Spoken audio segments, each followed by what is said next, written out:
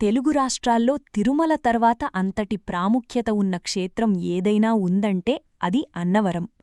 రత్నగిరి కొండపై వెలసిన ఆ సత్యదేవుణ్ణి దర్శించుకుంటే కష్టాలన్నీ తీరిపోతాయని భక్తుల నమ్మకం. అయితే ఈ ఆలయం నిర్మించిన తీరు వెనుక ఒక అద్భుతమైన సైన్స్ ఉందని మీకు తెలుసా? ఇక్కడ విగ్రహం మిగతా చోట్లలా కాకుండా ఎందుకు భిన్నంగా ఉంటుంది? ఈ వీడియోలో అన్నవరం క్షేత్రం గురించి మీకు తెలియని షాకింగ్ ఫ్యాక్ట్స్ తెలుసుకుందాం. అన్నవరం ఆలయం కేవలం రాళ్లతో కట్టిన కట్టడం మాత్రమే కాదు, ఇది ఒక రథం ఆకృతిలో ఉంటుంది. ఈ ఆలయం మొత్తం అగ్నిష్టోమ యాగం చేసే యజ్ఞగుండం ఆకారంలో నిర్మించబడింది. మరో విశేషమేంటంటే ఈ ఆలయం 2 అంతస్తులుగా ఉంటుంది. కింద అంతస్తులో యంత్రం ఉంటే పైన అంతస్తులో స్వామివారి విగ్రహం ఉంటుంది. అంటే భక్తులు నేరుగా స్వామివారి పాదాలను కింద అంతస్తు నుండి, ముఖదర్శనాన్ని పైన అంతస్తు నుండి చేసుకోవచ్చు. ఇలాంటి నిర్మాణం భారతదేశంలో చాలా అరుదు.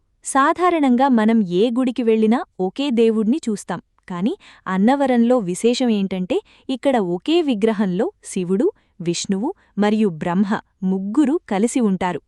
విగ్రహం కింద భాగం బ్రహ్మదేవుణ్ణి, మధ్యభాగం శివుణ్ణి, పైభాగం మహావిష్ణువును సూచిస్తుంది.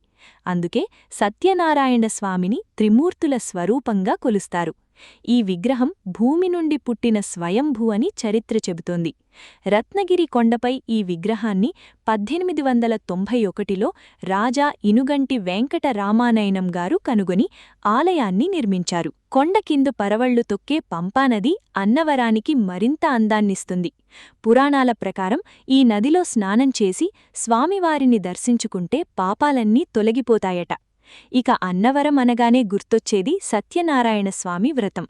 కొత్తగా పెళ్లైన జంటలైనా, కొత్త పనులు ప్రారంభించేవారైనా ఇక్కడ వ్రతం చేసుకుంటే విజయం తథ్యమని నమ్ముతారు. అందుకే ఇక్కడ నిత్యం వేలాది వ్రతాలు జరుగుతుంటాయి. ఈ వ్రతకథలో చెప్పినట్లు సత్యాన్ని పలికేవారికే దేవుడి అనుగ్రహం ఉంటుంది అనేదే ఈ క్షేత్రమిచ్చే సందేశం. మీరెప్పుడైనా అన్నవరం వెళ్ళినప్పుడు ఆ కొండపై నుండి పంపానదిని చూస్తూ వచ్చే ఆ చల్లని గాలిని అనుభవించారా? అన్నవరం ప్రసాదం రుచి చూశారా? అయితే ఆ అనుభవాన్ని కింద కామెంట్స్లో మాతో పంచుకోండి. అన్నవరం వెళ్లాలనుకునే మీ ఫ్రెండ్స్కి ఈ వీడియోను షేర్ చేయండి. ఇలాంటి మరిన్ని ఇంట్రెస్టింగ్ వీడియోల కోసం మన ఛానల్ని ఇప్పుడే సబ్స్క్రైబ్ చేసుకోండి. ఓం నమో నారాయణాయ.